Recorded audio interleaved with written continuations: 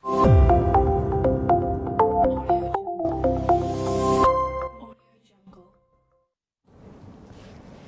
kumbang mencari makan, terbang seiring di tepi kali.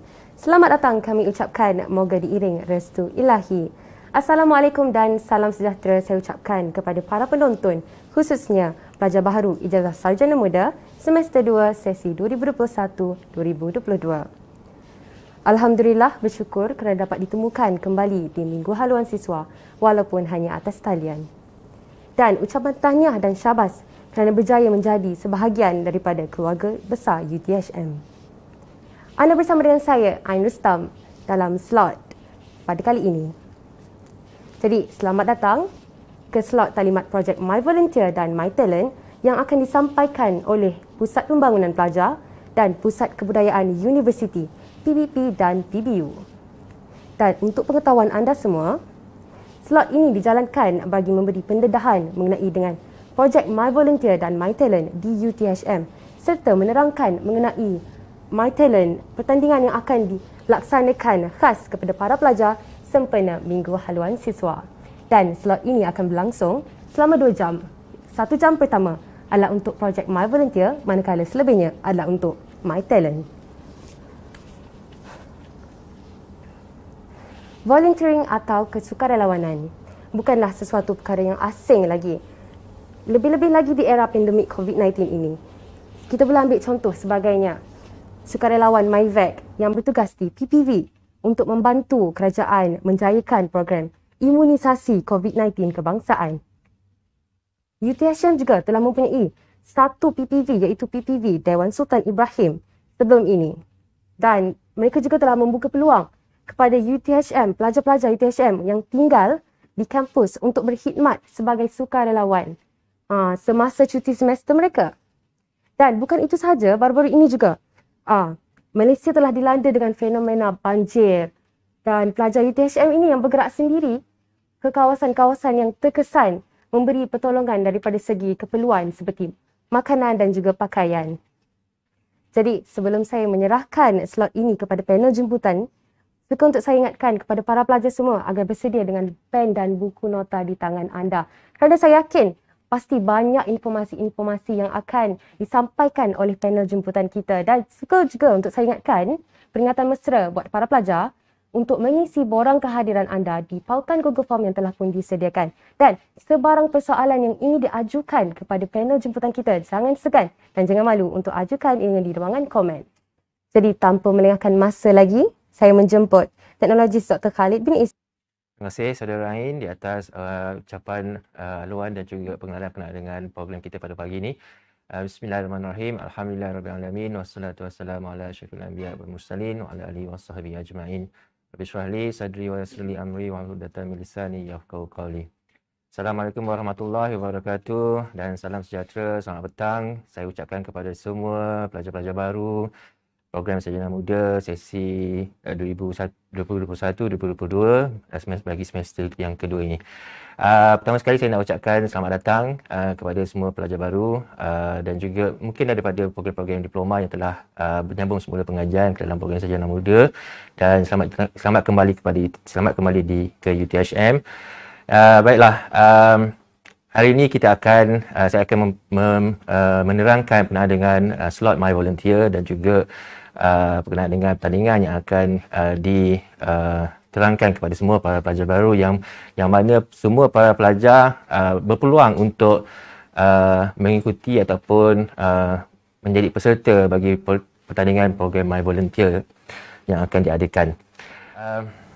Jadi slot My Volunteer ini akan dibagi kepada dua lah. Pertama sekali ialah saya akan menerangkan tentang berkenaan dengan program My Volunteer ataupun program-program kesukarelawanan pelajar yang dijalankan di UTHM. Okay? Dan juga dan kemudian kita akan teruskan dengan penerangan ataupun taklimat berkenaan dengan pertandingan My Volunteer video kreatif. Okey. Apakah volunteer ataupun dalam bahasa Melayu ialah sukarelawan? Siapakah sukarelawan ni? Okay, secara asasnya sukarelawan adalah pelajar ataupun sesiapa sahaja yang berminat mendalam terhadap aktiviti bagi membantu pihak lain lah, bagi membantu pihak-pihak yang berkeperluan. Dan sukarelawan juga terlibat secara langsung dalam kegiatan sukarelawan, memberi bantuan, memberi khidmat kepada komuniti, kepada masyarakat, kepada alam sekitar dan sebagainya. Dan sukarelawan juga tidak mengharapkan ganjaran. Itu adalah kita katakan sebagai dia punya niat lah, niat utama sukarelawan tu. Apabila kita menjadi seorang sukarelawan, niat utama ialah kita tidak mengharapkan apa-apa ganjaran sebagai balasan. Dan dia program-program ataupun aktiviti sukarelawan ni dibuat secara dengan hati yang tulus lah, bagi memenuhi suatu hasrat yang mana dia akan memberi kepuasan kepada diri sukarelawan tersebut. Okey, menyentuh tentang ciri atau sikap sukarelawan. Pertama, sebagai seorang sukarelawan, anda pasti ataupun perlu mempunyai kecanaan dan juga empati kepada pihak yang lain lah, terutama bagi pihak-pihak yang memerlukan. Sebagai contoh, apabila sekarang banjir sedang melanda di Pantai Timur, so kalau kita ada satu empati, kesian ataupun cakna terhadap apa yang telah berlaku di Pantai Timur, di Pantai Timur, itu adalah salah satu ciri ataupun sikap sukarelawan yang kita ada. Dan selepas daripada itu, apakah tindakan kita? Adakah kita bersedia untuk mengorbankan kepentingan diri bagi membantu mereka yang memerlukan? Okay?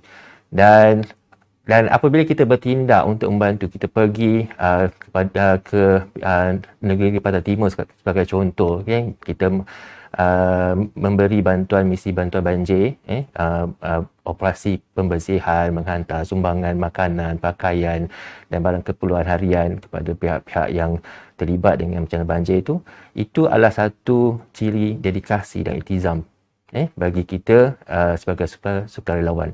Dan kita akan bantu dari mula sampailah akhirnya. Dan apakah hasil yang kita dapat? Sebenarnya kita dapat kepuasan lah.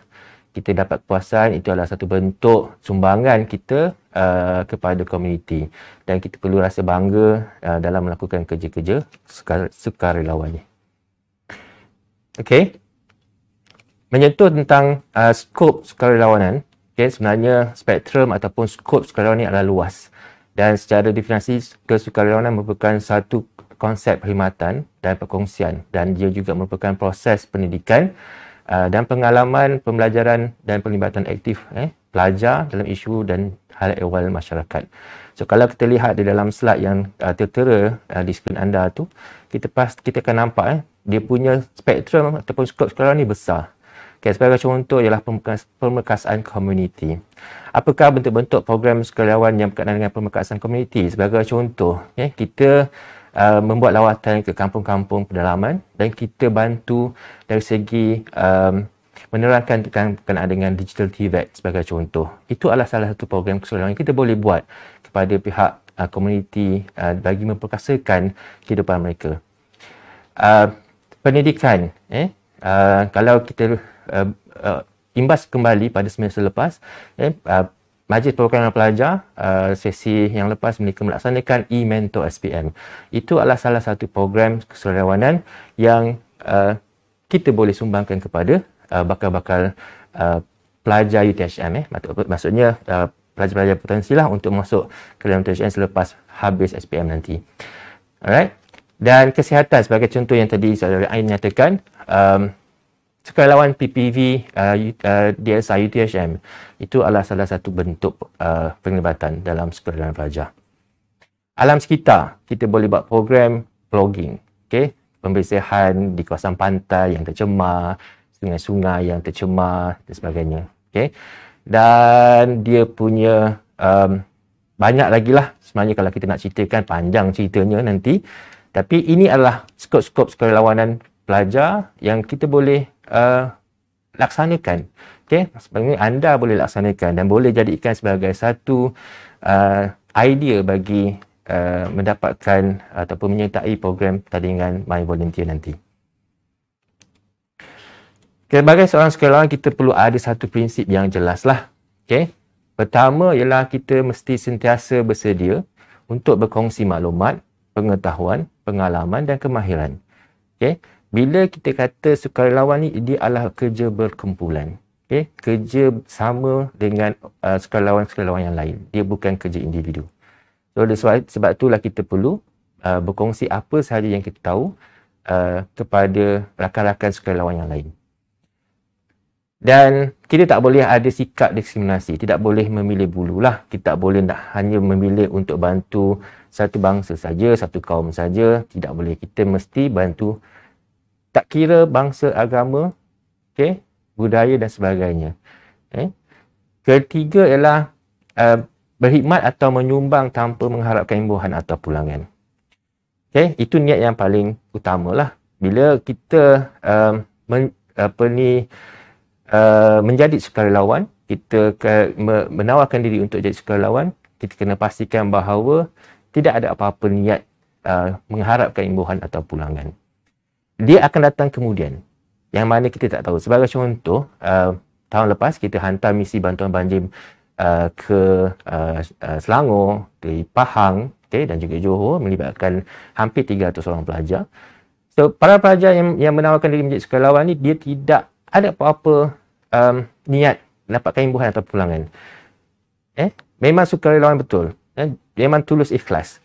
Tapi apa yang tidak dijangkakan ialah mereka mendapat sijil daripada universiti, mereka mendapat penambahan kemahiran melalui aktiviti-aktiviti sukarelawan tersebut. Mereka mendapat kenalan baru, membina jaringan dengan pihak luar. So, benda itu adalah hasil yang tak dijangka lah. Dan keempat, khidmat atau sumbangan haruslah berdasarkan keadaan dan keperluan-keperluan sasaran. So, kita kena tahu, bila kita nak buat program sukarelawan ni, kita kena pastikan siapakah kita punya kumpulan sasaran ni. Dia tak boleh hanya datang terlejah saja, tak boleh. Kena hubungi dulu pihak tersebut, dapatkan kebenaran, untuk buat program sukarelawan, dan barulah kita boleh bergerak dan bertindak. Kelima, melibat samakan kumpulan sasaran dalam tindakan kesukarelawanan. So, biasanya bila kita buat program sukarelawan ni, kita akan melibatkan sama penduduk tempatan lah, komuniti yang ada. Bersama-sama membantu meringankan beban. Itu prinsip yang biasanya kita amalkan lah. Keenam, menjadikan nilai kemanusiaan sebagai teras. Bila kita kata kita membantu pihak yang berkeperluan, kita mesti ada sikap macam saya kata tadi, mesti ada ciri empati, mesti cakna terhadap komuniti yang kita nak bantu ataupun alam sekitar yang kita nak bantu. Ketujuh, setiap orang memiliki hak untuk menyumbang tanpa ada monopoli. Maksudnya dekat sini, setiap orang boleh memberi apa-apa sumbangan. Tidak ada halangan. Maksudnya tidak boleh ada halangan. Tidak boleh ada satu pihak sahaja yang monopoli untuk memberi sumbangan tersebut. Sebagai contoh macam saya kata tadi, bila hantar bantuan makanan, bantuan peralatan kepada mangsa banjir, semua orang berpeluang untuk menyumbang. Dan tidak ada pihak yang boleh menghalang. 8, sentiasa menghormati orang lain. Ini adalah adab lah, ke asas kita sebagai seorang insan. Ke-9 ialah melihat etika sosial dan adab sopan. Ini adalah prinsip sekarang yang perlu kita ada dan perlu terapkan dalam diri lah bila kita menjadi seorang sukarelawan. Dan apakah etika yang ada? Bila kita contoh kita bagi menjadi sukarelawan kepada dalam misi bantuan banjir, bila kita buat misi tersebut, kita perlu hormati privasi. Sebabnya kita perlu dapatkan keizinan pada pihak ataupun tuan rumah yang terlibat. Kita kena pastikan bahawa mereka memberi keizinan kepada kita untuk masuk ke rumah mereka, untuk kita bersihkan dan sebagainya. Jangan sampai apa yang niat kita baik tapi kita membebankan pihak yang sudah terbeban tu. So hormati privasi dan kerahsiaan orang lain seperti maklumat peribadi. Letakkan komitmen yang tinggi. Pastikan anda mulakan misi ataupun program sukarelawan tu daripada mula sampai selesai lah. Jangan kata separuh jalan. Dan hanya mengikut kemampuan lah maksud saya. And then bersikap telus dan jujur.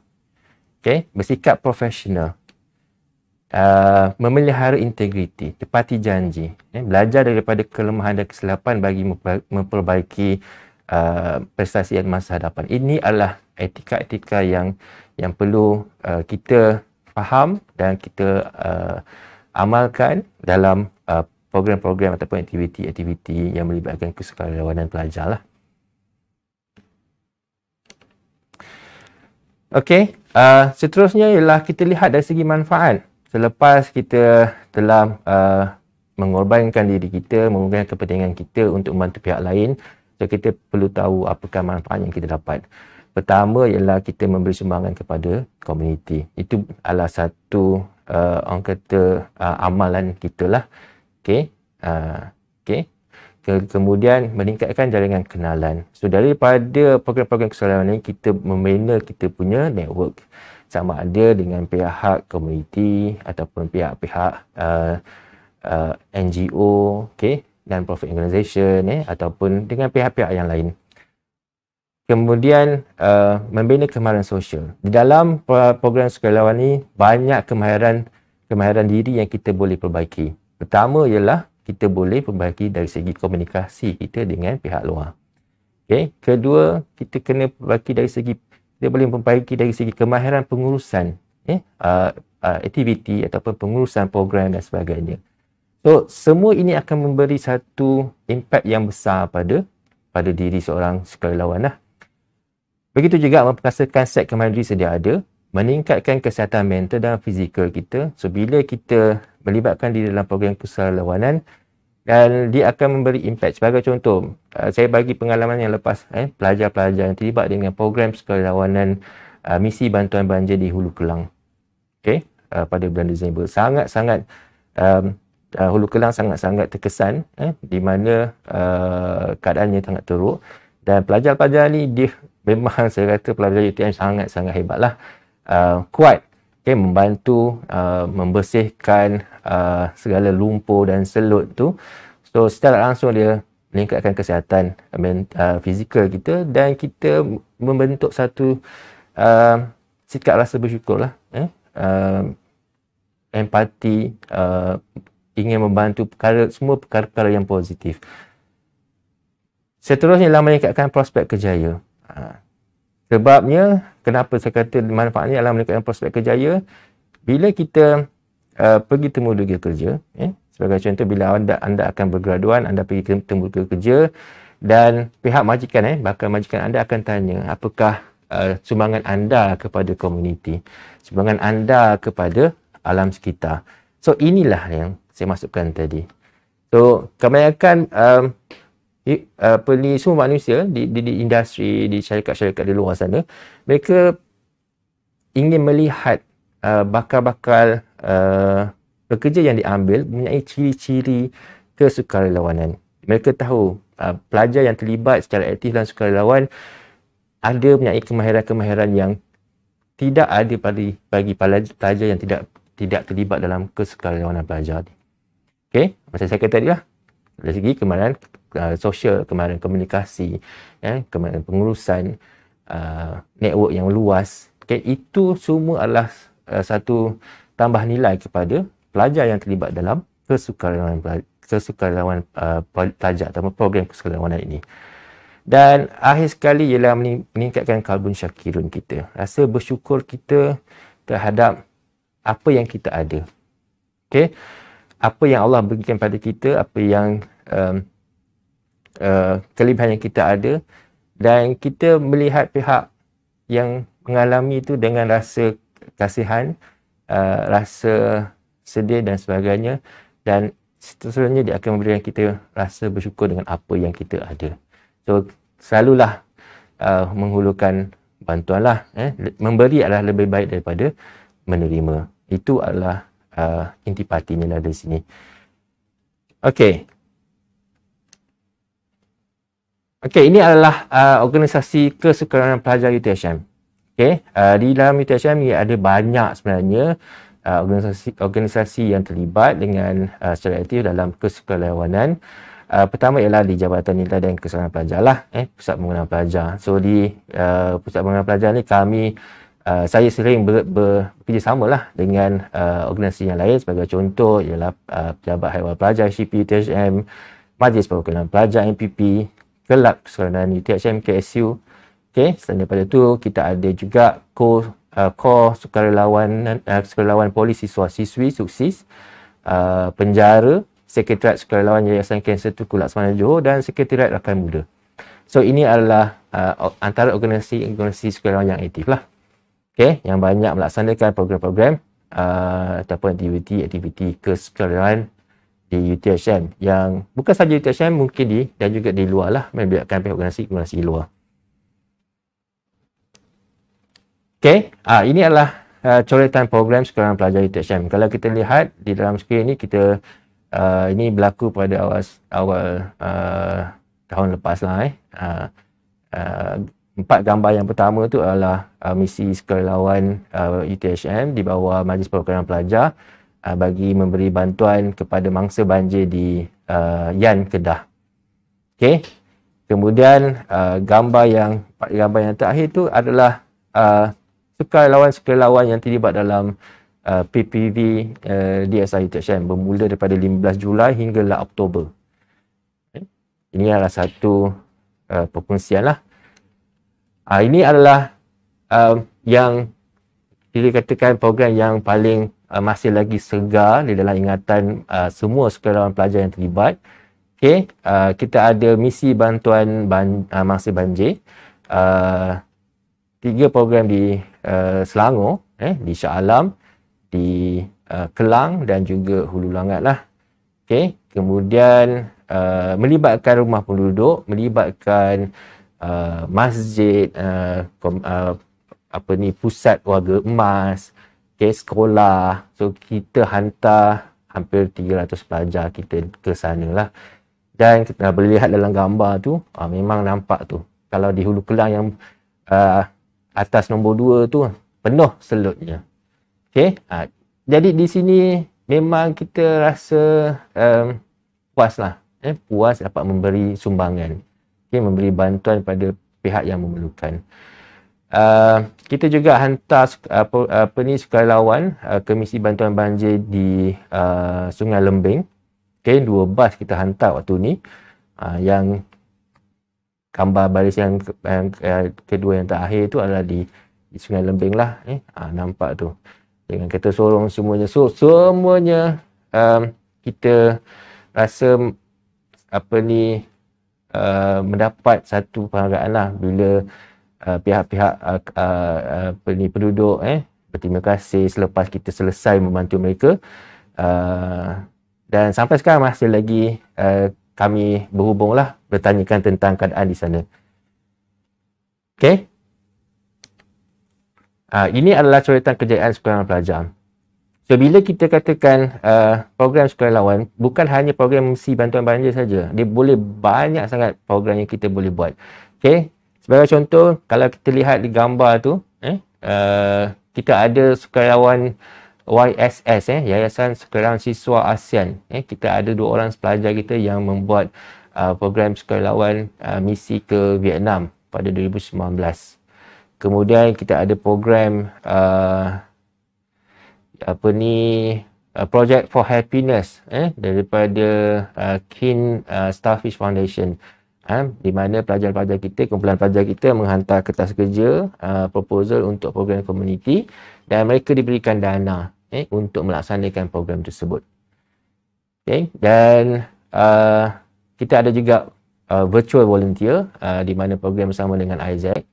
Ada Maskom Volunteer Empowerment e-training. Ni training dibagi khusus kepada pelajar-pelajar yang ingin melibatkan diri secara aktif dalam sukarelawan.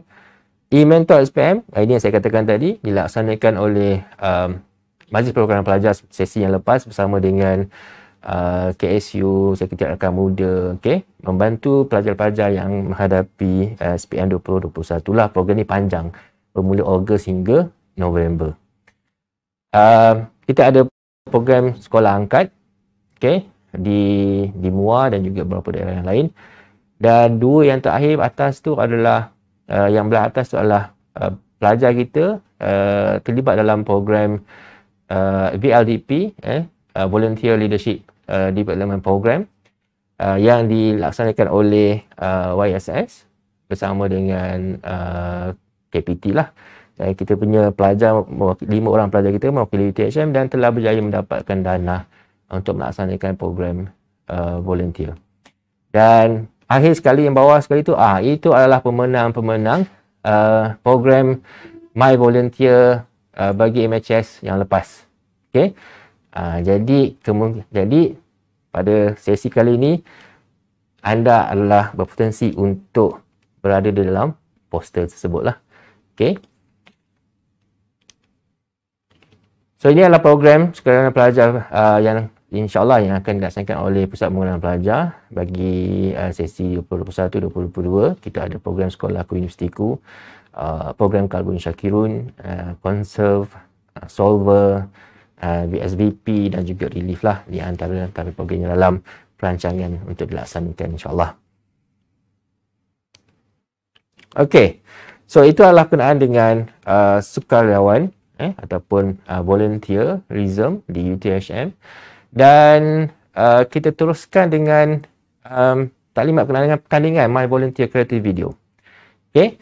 Bagi pertandingan My Volunteer Creative Video ni, dia akan bermula pada 13 hingga 15 Mac 2022. So ada 3 hari untuk kamu menghasilkan video kreatif lah dan beri cadangan berkenaan dengan program volunteer. Okay. So, dalam program My Volunteer Creative Video ni, pelajar perlu sediakan video kreatif cadangan projek kesukarelawanan pelajar yang bertemakan keluarga Malaysia. Okay. Kalau kita lihat sekarang ni, apa-apa pun keluarga Malaysia. Perdana Menteri kita pun mengutamakan keluarga Malaysia. Jadi, sebagai pelajar yang hebat, yang bertuah masuk ke UTHM ni, dan saya yakin memang anda semua adalah sangat kreatif, mungkin anda ada idea untuk memberi cadangan berkenaan dengan projek kesukarelawanan pelajar yang bertemakan keluarga Malaysia. So, pertandingan ini melibatkan 2 kategori, okay, individu lelaki dan individu wanita. Syarat-syaratnya, cadangan projek kesukarelawanan pelajar yang berkaitan masyarakat, pendidikan, kesihatan, alam sekitar, seni dan budaya atau lain-lain skop kesukarelawanan yang berkaitan, bebas kepada anda. Okay? Dan cuma anda perlu kaitkanlah dengan keluarga Malaysia tersebut. Okay? Durasi video tidak melebihi 5 minit. Video boleh dibuat dalam bahasa Malaysia ataupun bahasa Inggeris. Dan pastikan dia tidak menyentuh sensitiviti kaum, agama, politik dalam pemimpinan video pendek anda itu. So, cara atau proses penyertaan. So, sediakan video cadangan projek kesukarelawanan pelajar yang berdurasi tidak melebihi 5 minit. Kemudian muat naik ataupun upload di Google Drive atau YouTube anda dan kongsikan pautan video dalam borang penyertaan menerusi pautan yang tertera. Dan anda juga boleh muat naik ataupun upload di laman media sosial anda bersama hashtag MHSUTHM 2021-2022, PBB UTHM, hashtag nilai dan kesukarelawan. Tarikh tutup 15 Mac 2022. Okey. Masuk 16 Mac saja kita akan buat penilaian dan kita akan umumkan pemenang My Volunteer ni nanti masa malam warisan bangsa lah. Okey, apa hadiahnya? Hadiahnya sebenarnya adalah lumayan hadiah dan keputusan pertandingan. Tawaran hadiah bagi kedua-dua kategori lelaki dan wanita. Tempat pertama RM90 berserta hadiah iringan khas PBP berserta sijil. Okey. Kedua RM60 hadiah iringan khas PBP dan sijil. Tempat ketiga RM30 hadiah iringan khas PBP berserta sijil. So, hadiah iringan khas PBP tu kena tunggulah apa hadiah iringan khas yang dinyatakan tu. Menang baru tahu apa hadiah dia. Okey. Penilaian akan dilakukan berdasarkan idea relevan dengan tema, kreativiti video, impact dan keupayaan anda untuk menyampaikan cadangan projek My Volunteer secara kreatif. Keputusan panel adalah muktamad. Keputusan akan diumumkan semasa malam warisan bangsa MHS semester 2 sesi 2021-2022 dan pemenang akan dihubungi bagi urusan penyerahan hadiah. Jadi jangan risau. Okay, hantar je apa-apa saja. Apa-apa idea kreatif anda hantar. Dan mana dah tahu rezeki anda akan terpilih sebagai pemenang sama ada tempat pertama, kedua ataupun ketiga. Okay. Sebarang pertanyaan ataupun maklumat lanjut boleh hubungi saya di nombor 0127732488. Okay. So ini adalah QR code dan juga pautan bagi barang penyertaan. Jadi boleh scan QR code ataupun boleh terus pergi kepada pautan yang disediakan. Okey, baiklah itu sahaja daripada saya pertandingan taklimat berkaitan dengan kesukaran pelajar dan juga pertandingan My Volunteer bagi MHS semester 2, kemasan semester 2, sesi 2021-2022. Saya serahkan kembali kepada saudara Ain. Silakan. Baiklah, terima kasih diucapkan kepada Teknologis Dr. Khalid Malaysia atas taklimat mengenai dengan kesukarelawanan dan projek My Volunteer sebentar tadi. Dan saya suka sangat dengan informasi ni. Dia macam a wake up call kepada para pelajar semua bahawa sebenarnya kita sebagai pelajar kalau ingin menyertai dalam aktiviti-aktiviti seperti ini, jangan mengharapkan apa-apa balasan. Kerana buatlah dengan ikhlas hati orang kata, kan? Betul. Betul. Betul. Jadi sekarang rakan-rakan mahasiswa sekalian, kita akan beralih kepada sesi soal jawab mengenai dengan slot ini bersama dengan panel jemputan kita. Baik, saya akan teruskan dengan soalan pertama. Dr. Ready? Silakan. Baik. Okay, baiklah. Soalan pertama. Boleh Dr. Khalid kongsikan sedikit kepada para pelajar semua, apakah sebenarnya keistimewaan dan kelebihan jika para pelajar rakan-rakan mahasiswa ini mengikuti aktiviti-aktiviti kesukarelawanan? Okay, terima kasih saudara Ain atas soalan pertama tadi. Satu soalan yang menarik. Dia begini, apabila kita menjadi seorang sukarelawan, sebagai saya sendirilah, saya tak menyentuh tentang pelajar, tapi macam saya sendiri menjadi sukarelawan yang dalam program-program yang pernah saya terlibat. Pertama ialah kita membina kita punya jiwa. Okay? Membina jiwa kita untuk memberi apa yang kita ada pada pihak yang memerlukan. Itu pertama. Okay? Maksudnya saya tahu saya ada satu benda yang saya boleh berikan. Okay? Dan bila kita beri tanpa mengharapkan apa-apa balasan dan tanpa dijangka oleh pihak yang menerima, dia memberikan satu kepuasan pada diri kita. Itu yang pertama. Kedua ialah kita akan membina kenalan ataupun jaringan kenalan rakan-rakan baru. Yang mana kita tak tahu pada masa yang akan datang yang kita, mungkin mereka akan memberi bantuan pula pada kita. Okey, di mana kita tak jangkalah. Ketiga, dia membina cara macam mana kita meningkatkan kemahiran. Kemahiran komunikasi, kemahiran negotiation. Macam mana kita nak nego? Bila kita berhubung dengan pihak ni, kita kata kita nak masuk kawasan dia dan kita perlu tahu apakah keperluan dia, syarat-syarat dia dan sebagainya. Dan mungkin kadang ada pihak-pihak tertentu dia akan agak keberatan. So kita boleh develop kita punya negotiation skill tu. Dan akhir sekali merangkumi semua tu ialah dia membentuk kita punya kemahiran sosial lah. Kemahiran sosial ni sangat penting apabila kita nak masuk ke alam pekerjaan. Semasa interview, okay, bila awak dah mohon kerja, hantar resume, resume tu atas kertas. Semasa temu duga tu adalah lebih kepada personality kita, lebih kepada kemahiran yang kita ada, dan yang itu yang kita nak. Kita punya selling point kepada bakal majikan. So yang itu yang sangat penting. Benar, tepat sekali ya. Apa orang kata, kalau kita tolong orang, kemudian hari orang yang akan tolong kita ke mana? Betul. Betul tak? Baiklah, kita akan teruskan dengan soalan yang seterusnya pula, Doktor. Silakan. Okey, bagaimana Dr. Khalid mencari pelajar-pelajar yang sukarela atau yang sukarela mahupun yang berminat untuk mencuba namun tidak yakin akan diri, menjadi penghalang dalam diri mereka untuk melibatkan diri dalam aktiviti kesukarelawanan ini? Macam mana doktor mencari pelajar-pelajar tersebut? Okey, dia ada banyak cara lah. Pertama ialah selalunya apa yang saya buat ialah saya akan open survey kepada pelajar melalui media sosial bersama dengan pelajar, Facebook dan Instagram, dan juga saya akan kongsikan dengan semua fakulti melalui TD HEPA untuk blast ataupun kongsikan survey tersebutlah pada pelajar-pelajar di fakulti, sama ada mereka siapa yang berminat. Biasanya sukarelawan ni dia akan minat je, dia akan terus isi. Okey, itu satu cara.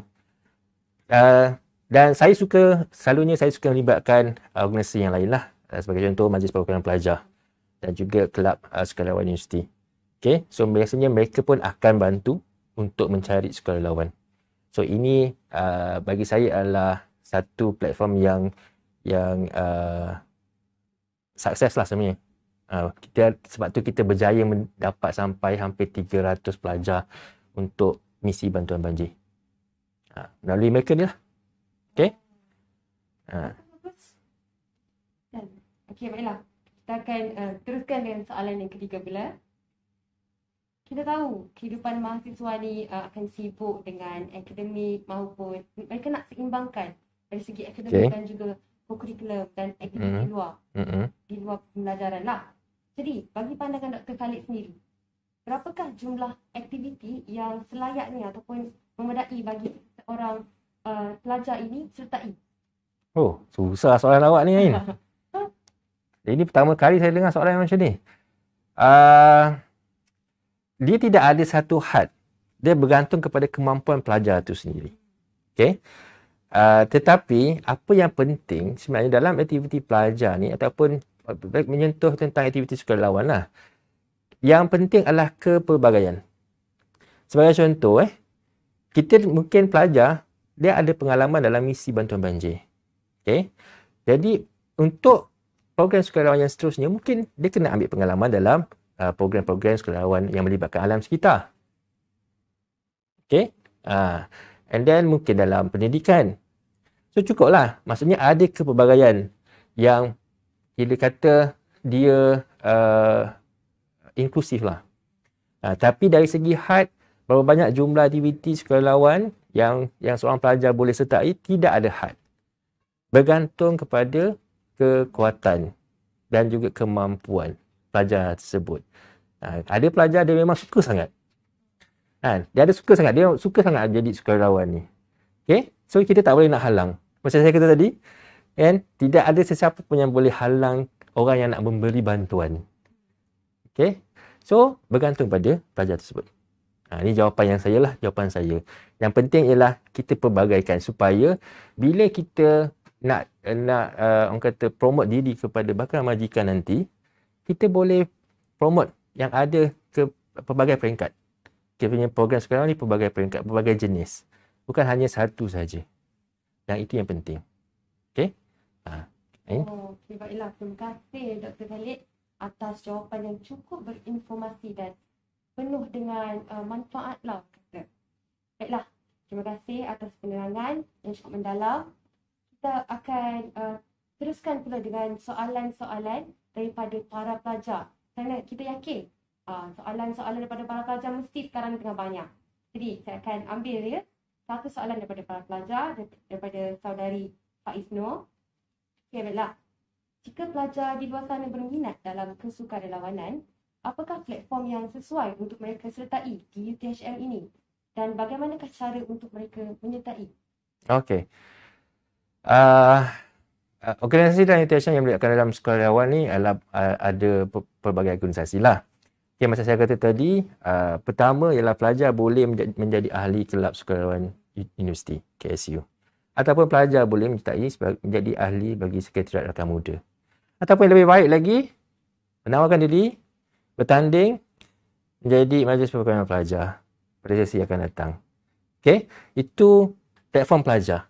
Selain daripada itu, ada platform-platform di luar sana, sebagai contoh Yayasan Sukarelawan Siswa di bawah Kementerian Pendidikan Tinggi. Dan Yayasan Sukarelawan Siswa ni pun, kalau nak menyertai, boleh pergi kepada website dia. So, boleh menawarkan diri jadi seorang sukarelawan lah. So, itu, dan juga YSN ni pun juga kadang-kadang dia akan offer pada universiti untuk rekrut, untuk hantar pelajar untuk training dan sebagainya. Dan biasanya kalau program-program macam ini kita akan buat promosi lah, kita akan promote pada pelajar, dan mana pelajar yang berminat dia boleh menyertai. Dan ada masa juga program-program yang kita dapat daripada pihak luar, kita akan bekerjasama dengan KSU, MPP dan juga organisasi yang lain lah. Nampak tak? Itu semua banyak kan platform-platform yang telah disediakan di bawah naungan TVP, rakan-rakan mahasiswa semua. Apa lagi boleh sertai lah. Okey, baiklah. Kita akan teruskan dengan soalan yang seterusnya daripada saudara Iqbal. Soalannya adalah, antara organisasi yang wujud di dalam BTHM, yang manakah paling aktif dalam aktiviti kesukaran? Ini soalan bias ni, Ain. Okey, terima kasih saudara Iqbal. Yang mana paling aktif Saya kira apa yang organisasi yang saya sebut tu masing-masing aktif dalam masing-masing aktif lah. Yang mana paling tu saya tak tahu. Saya sejujurnya saya tak pernah buat penilaian mana paling aktif. Tetapi saya boleh katakan yang nampak visibility dalam program sukarelawan ni adalah Suksis, Kosusis, MPP, Kelab Sukarelawan Universiti, Sekretariat Rakan Muda. Jadi mana yang saya sebut tadi itu adalah antara yang aktif lah. Mungkin ada yang saya tertinggal, saya minta maaf, tapi yang ini yang saya nampak di mata saya. Pandangan peribadi. Okey, tapi saya kira program sukarelawan ni bukan hanya di peringkat organisasi ni saja. Di peringkat di fakulti pun masing-masing ada program-program yang mereka laksanakan sendiri. Cuma di peringkat universiti jelah ni yang saya sebut tadi itulah. Okey.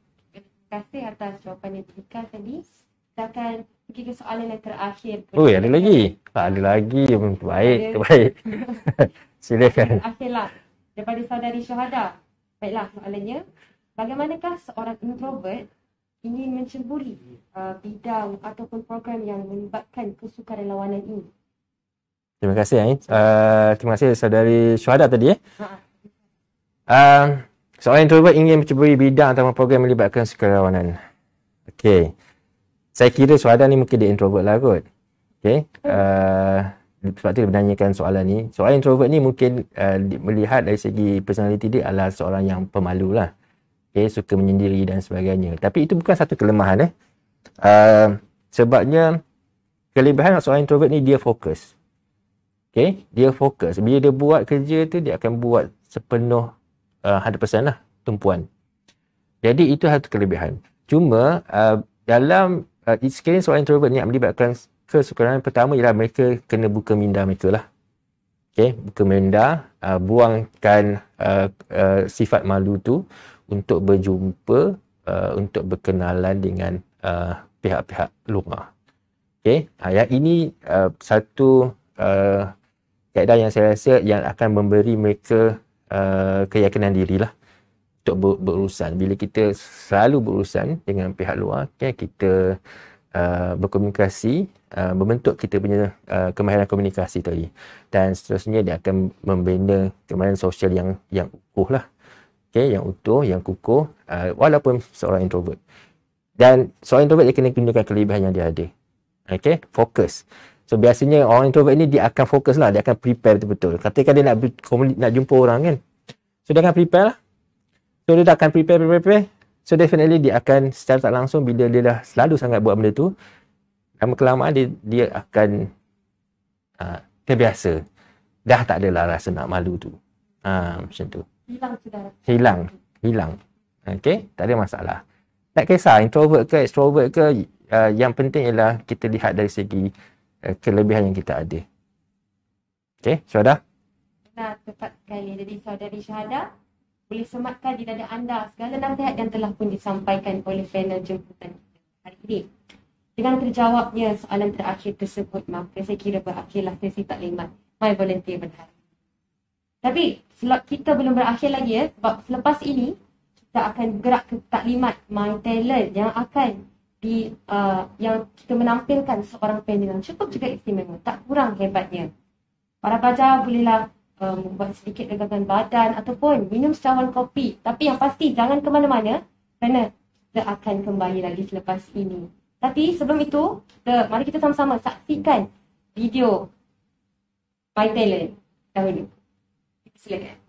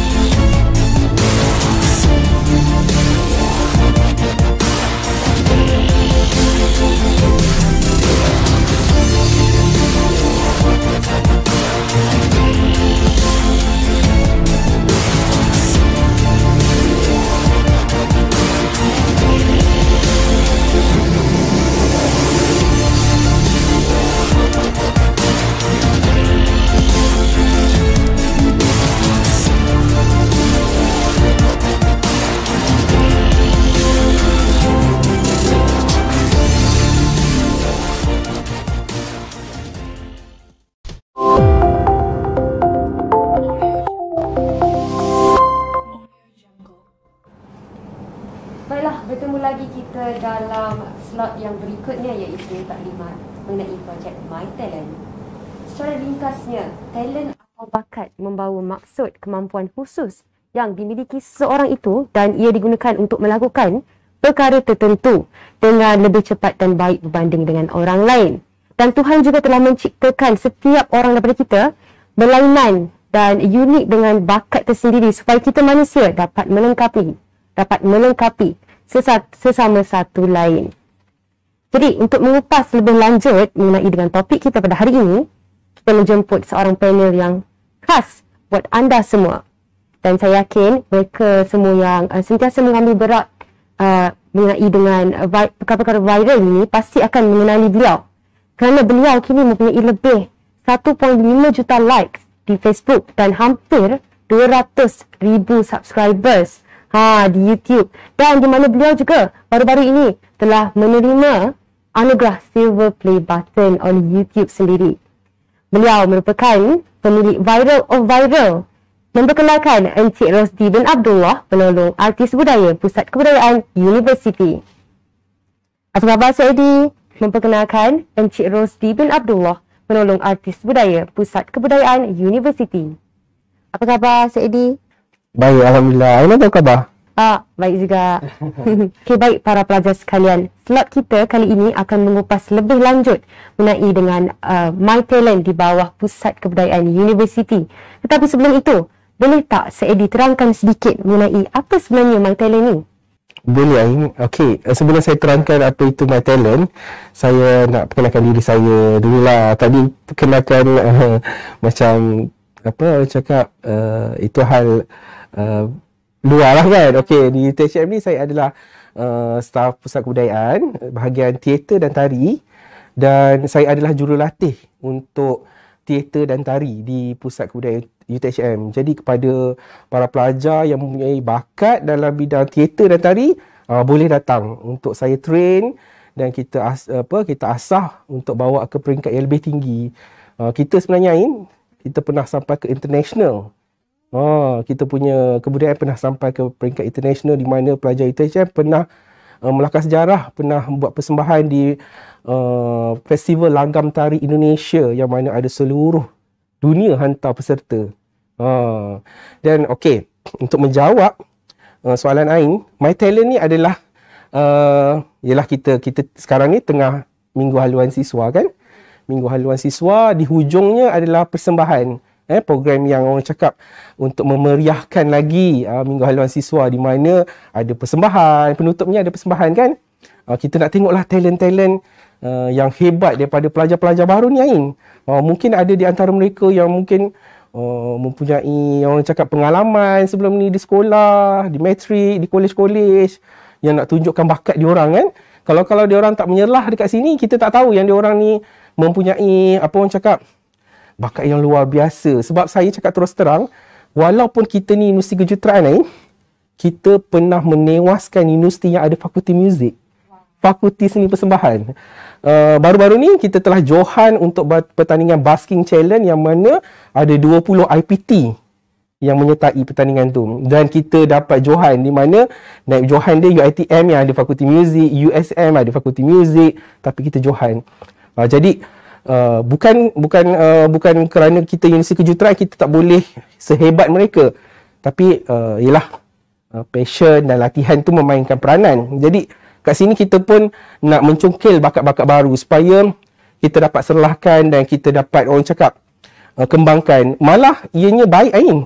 Kalau join benda-benda macam ni, sijil, dapat sijil. Kalau macam korang nak pergi interview nanti nak kerja, semua datang ni bawa degree engineering. Jadi panel nak pilih siapa? Panel akan pilih mereka yang ada soft skill lain. Inilah soft skillnya. Itu dia, MyTalent. So semua pelajar boleh join untuk buat persembahan lah. Kita ada 3 kategori lah. Teater, tari, muzik. Jadi dengar tu semua rakan-rakan mahasiswa sekalian.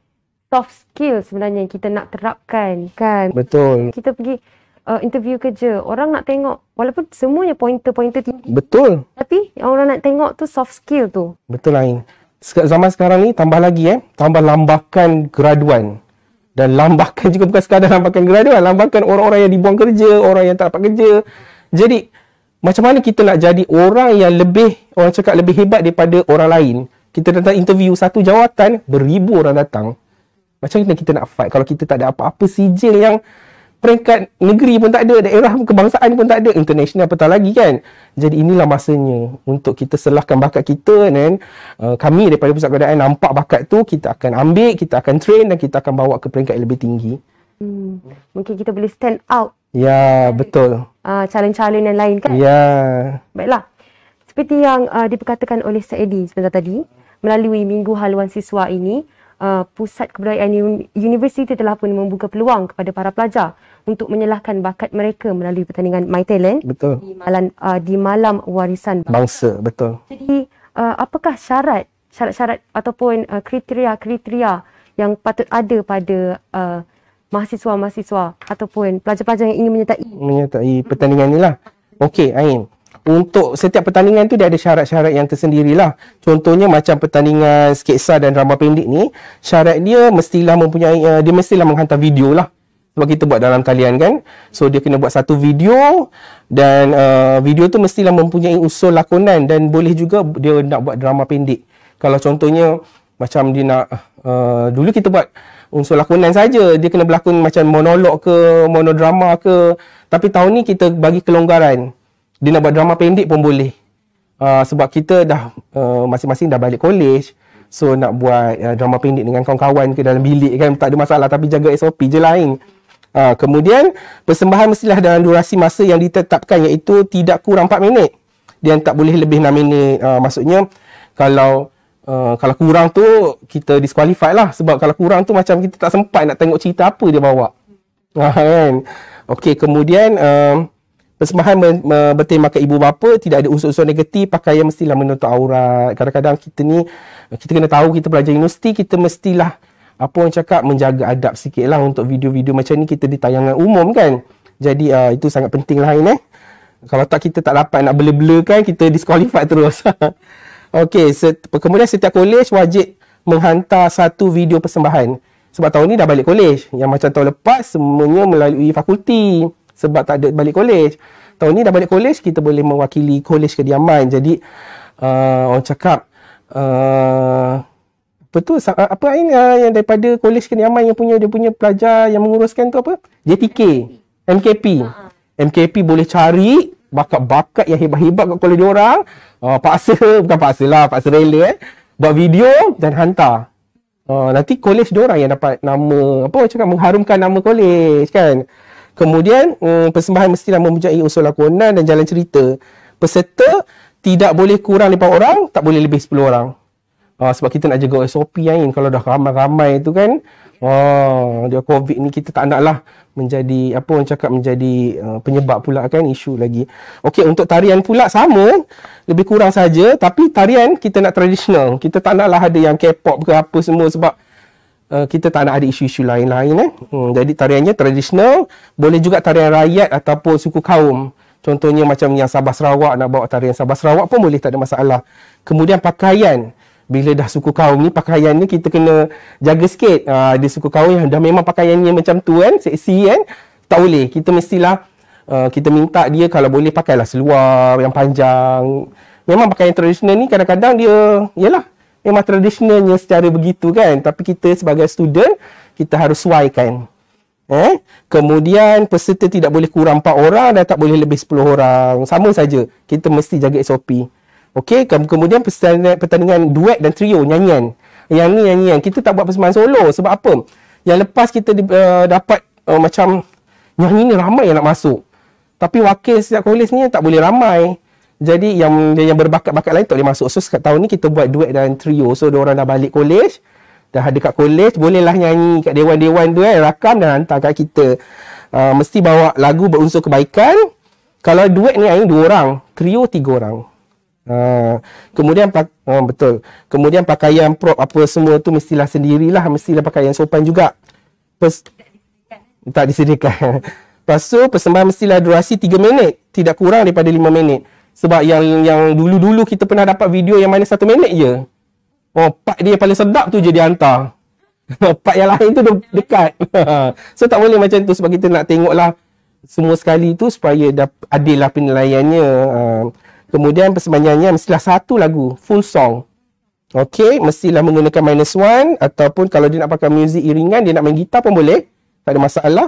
Rakaman mesti live lah. Kita tak nak dia pakai Samuel apps tu kan. Kita tak nak tiba-tiba suara macam artis rakaman kan. Tak nak. Kita nak dia nyanyi secara live. Yes, betul. Itulah syarat-syaratnya. Okey, jadi diharapkan agar rakan-rakan mahasiswa sekalian dapat menitik beratkan segala syarat-syarat, kriteria-kriteria tersebut. Ya, jangan langgar peraturan-peraturan yang telah pun ditetapkan tadi. Kalau nak menang lah. Jadi, kita akan teruskan dengan soalan yang seterusnya pula. Mengikut kategori nyanyian, duet dan trio tadi, apakah sebenarnya akan dinilai oleh juri? Okey, penilaian sebenarnya okey Ain, dia tak susah pun. Sebenarnya kan kita nak tengok dia orang nyanyi full song. Kalau menyanyi tu menyanyi full song, kalau menari tu menari 1 lagu dan mestilah orang cakap tepatlah, maksudnya kalau menyanyi tu taklah teruk sangat sumbangnya. Macam tu kalau macam menari tu taklah maaflah, taklah sumbang juga langkahnya ataupun orang cakap larilah kan. Tapi kadang-kadang pelajar-pelajar ni dia tak nak masuk tau. Dia kata, aku tak pandai lah.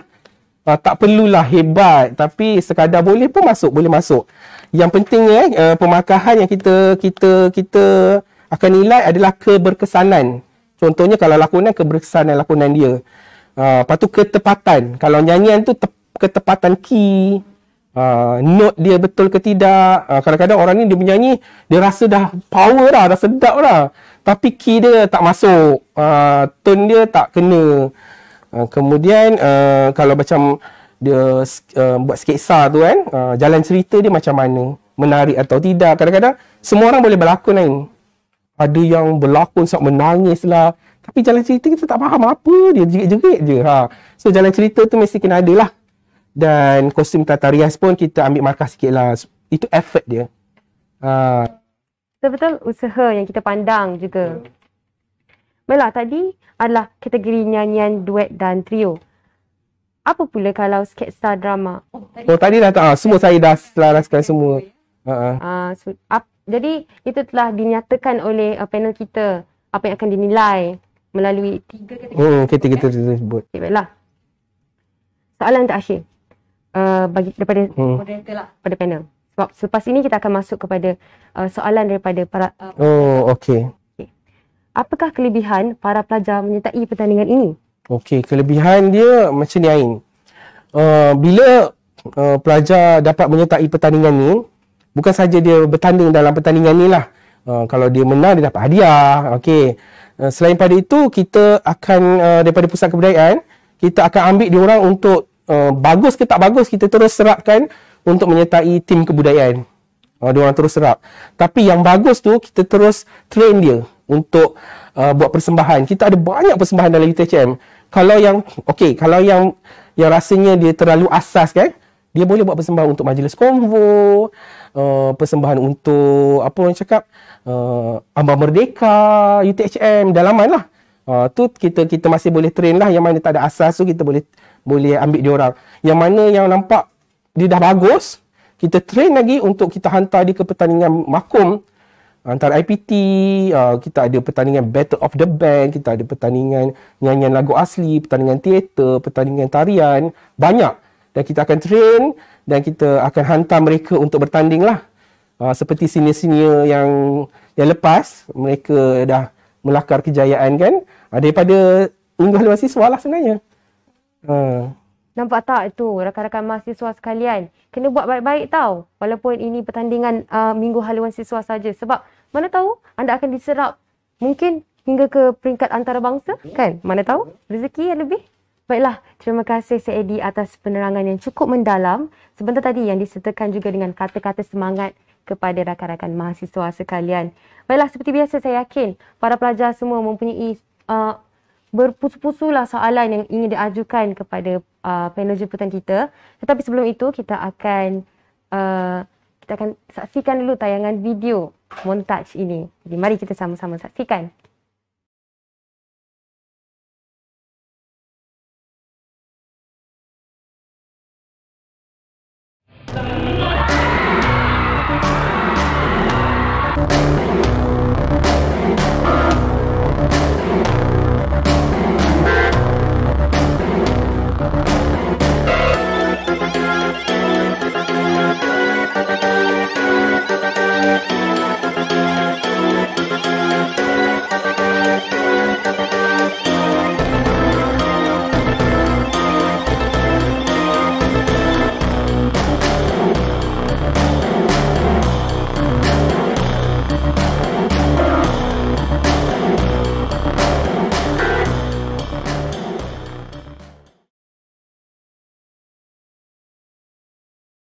Okey, kembali lagi kita. Sekarang ni kita akan beralih kepada sesi soal jawab soalan daripada para pelajar kepada panel jemputan kita. Baiklah, kita ada soalan yang pertama daripada saudari Neili. Soalannya ialah, apakah kejayaan terbesar Pusat Kebudayaan UTHM dalam membawa pelajar UTHM ke peringkat yang lebih tinggi? Okey Ain, untuk kejayaan yang paling besar lah kita pernah bawa student kita ke peringkat international di mana kita pergi ke festival langgam tari yang saya beritahu tadi, yang mana kita mewakili Malaysia. Kita ditapis dulu, kita hantar video pada universiti, banyaklah universiti-universiti lain hantar, bukan sahaja universiti, NGO dan juga badan-badan kebudayaan hantar, dan dia pilih satu saja. Dan Alhamdulillah pada tahun 2017 tak silap saya, UTHM dapat. And then kita pergi ke sana, kita buat persembahan dan kita berjayalah untuk menyertainya. Dan kemudian balik ke sini kita dipelawa oleh banyak tim daripada luar negara yang mana mereka nak datang Malaysia. Dan pada tahun 2019 kita buat di UTHM, Festival Tari dan Teknologi Asia. Kita buat di UTHM, di mana peserta-peserta luar negara, Thailand, Singapura, Indonesia datang sini. Pada tahun 2020 juga kita buat perkara yang sama, Festival Tari dan Teknologi Asia. Dan 2020 kita buat dalam talian sebab kita COVID masa tu, tapi still kita buat, dan penyertaan dia lagi banyak lah sebab dalam talian kan senang, diorang hantar video saja. antara yang tertinggi lah. Dan juga kita pernah Johan yang saya beritahu tadi, Johan untuk muzik kita menang Basking Challenge Johan, yang mana kita telah mendapat tempat pertama, di mana kita lawan antara 20 IPT, Universiti Awam, bersama-sama dengan universiti yang memang ada fakulti muzik, fakulti seni persembahan. Dan juga kita pernah mendapat tempat ketiga untuk pertandingan teater, dan Johan pertandingan teater di peringkat negeri Johor, kita Johan sebanyak 2 kali berturut-turut. Jadi itu antara apa orang cakap kenangan manis lah untuk UTHM, untuk kebudayaan, yang mana kita pernah berada di peringkat tertinggi dan kita pernah Johan dan menang lah. Jadi kita telah membuktikan lah bahawa pelajar UTHM juga mampu untuk sama-sama orang cakap berbakat, menunjukkan bakat dan juga explore dunia seni persembahan. Tapi kita bukannya nak jadikan student UTHM ni jadi artis, tak. Kita nak mereka berani berada di khalayak ramai, mempunyai sijil yang lebih tinggi, dan dia mempunyai nilai tambah kepada student ni, supaya apabila mereka berada di luar sana, mereka setanding dengan graduan-graduan yang hebat. Sebab kita tahu, seperti mana kita tahu, graduan-graduan yang ada di luar sana yang masih, orang cakap, ada yang masih mencari kerja, yang masih menganggur pun memang tak kurang hebatnya. Ada graduan luar negara pun balik Malaysia dah.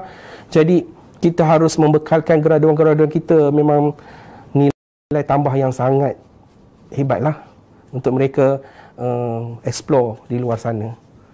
Betul, tepat sekali. Semua banyak ya pencapaian di THM ni, baru kita sedar sebenarnya ya. Dan juga walaupun Universiti Tun Hussein Malaysia ni universiti teknikal, tapi mampu mengalahkan universiti-universiti yang mempunyai fakulti muzik itu sendiri. Dia sebenarnya kan ini sama je. Kalau kita belajar aja, kita pandai. Betul? Kalau kita rehearsal banyak, kita hebat. Practice make perfect. Yeah. Betul. Jadi kita akan teruskan dengan soalan yang seterusnya pula, iaitu daripada saudara Zahirin. Okey, selepas habis minggu haluan siswa ini, ke mana mereka boleh join dan boleh menyertai lagi aktiviti-aktiviti seperti ini untuk kembangkan lagi bakat-bakat mereka? Okey Ain, dia senang saja. Jangan malu, jangan segan. Saya tahu kebanyakan pelajar-pelajar UTHM yang datang UTHM ni, diorang kadang-kadang diorang dah ada basic tau Ain. Ada yang dah pergi kelas Yamaha, main violin, main piano, main keyboard. Datang saja ke office pusat kebudayaan, dan kita ada jurulatih kat sana yang memang profesional dan boleh sambung ajar diorang dan bawa diorang pergi ke pertandingan dan asah lagi bakat diorang. Dan juga kita ada kelab, kalau HCP dia ada kelab warisan. Boleh join kelab warisan juga dan boleh ikut kelab warisan dan macam-macam aktiviti yang ada.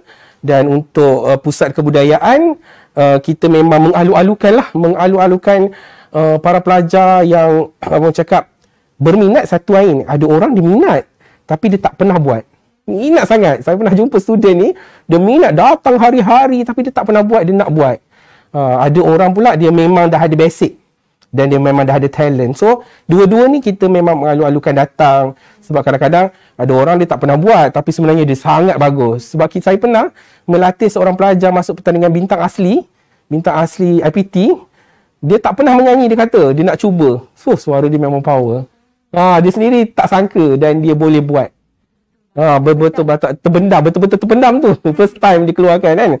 Jadi kepada mereka bolehlah datang untuk serlahkan bakat mereka.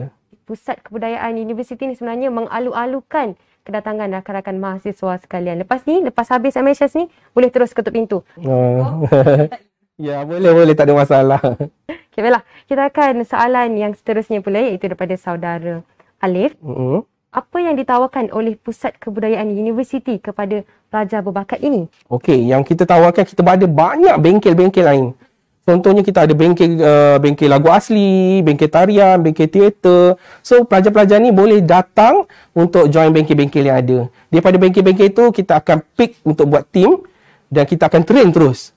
Kita ada studio, kita akan train terus, dan kalau ada show, kita terus hantar dia orang pergi buat show. Contoh kat UTH ni banyak, ada conference lah, ada macam-macam sambutan kan. So kita hantar dia orang buat show. Yang mana dah biasa buat show yang bagus, kita hantar dia ke pertandingan. Dengar tu semua rakan-rakan. Baiklah, kita akan ke soalan yang terakhir. Okey. Penutup soalan boleh bagi slot kali ni. Daripada saudari Fasiha pula. Okey. adakah penting untuk pelajar UTHM sertai kebudayaan seperti ini? Apakah antara kejayaan dan pencapaian alumni UTHM yang pernah sertai kebudayaan UTHM? Okey. Dia sebenarnya kan Ain, penting itu setelah kita memikirkan kita punya masa depan lah. Kadang-kadang kita ni orang yang macam mana. Kadang-kadang ada yang saya pernah, zaman saya mengajar curriculum dulu, ada student saya masuk kelas, dia menggigil Ain. Menggigil bila saya tanya nama dia, terus saya mata dia keluar.